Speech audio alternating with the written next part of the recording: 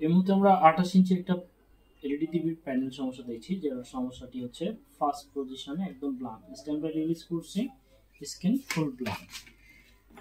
আমরা যদি DC to DC voltage check করি তাহলে আমাদের DC to DC voltage all okay, 12 volt in হয়েছে, minus voltage VGL -8 voltage okay, VGH voltage perfect,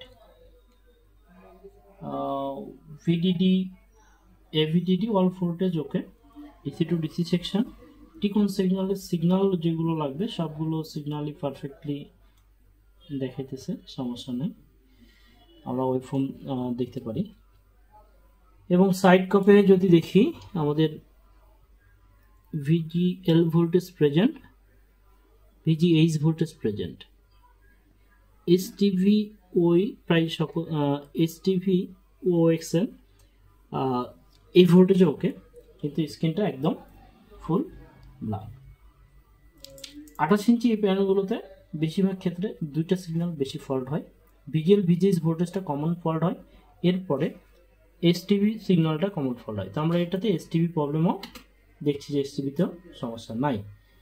next এটার আরেকটা কমন প্রবলেম হয় যেটা হচ্ছে এই পয়েন্ট OE1 এবং OE2, বিশেষ করে এই প্যানেলে এই নাম্বারটা ফলো করবেন, HV280WX2 270XPCB। এই যে টিকন আছে এই টিকনে দুইটা সিগন্যাল আছে OE1 OE2, ভালো করে দেখো OE1 OE2। OE2 তে ভোল্টেজ থাকে 2.5 ভোল্টেজ, এটা সাধারণত সিগন্যাল, কিন্তু আমরা মিটারে যে সকল টেকনিশিয়ান যেহেতু মিটার ইউজ করে তাই মিটারের ভোল্টেজটা এখানে বলছি।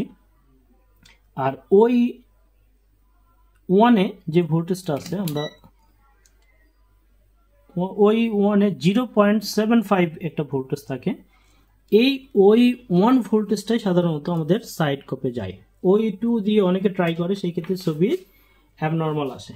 তো আমরা OE1 সিগন্যাল টাচ করে দেখছি, স্ক্রিন পারফেক্ট। আমরা OE2 তে যদি দেখতে যাই তাহলে একটু ডিপ কালারের ছবি আসে আর ছবির মধ্যে থেকে একটা শেড সবসময় থাকে। অনেকে এই ভুলটা করে আর এই ভুলটা করার জন্য স্ক্রিন পারফেক্ট নিয়ে আসতে পারে না। তো সঠিক বেসিক জানলে অবশ্যই কাজগুলো সবসময় সঠিক হয়। আর কাজী ইলেকট্রনিক্স ট্রেনিং ইউনিট সবসময় সঠিক তথ্য দিয়ে স্টুডেন্টদের শিখিয়ে থাকে। যারা এলইডি এলসিডিতে আপডেট হতে চান যোগাযোগ করতে পারেন স্ক্রিনের নম্বরে। আমরা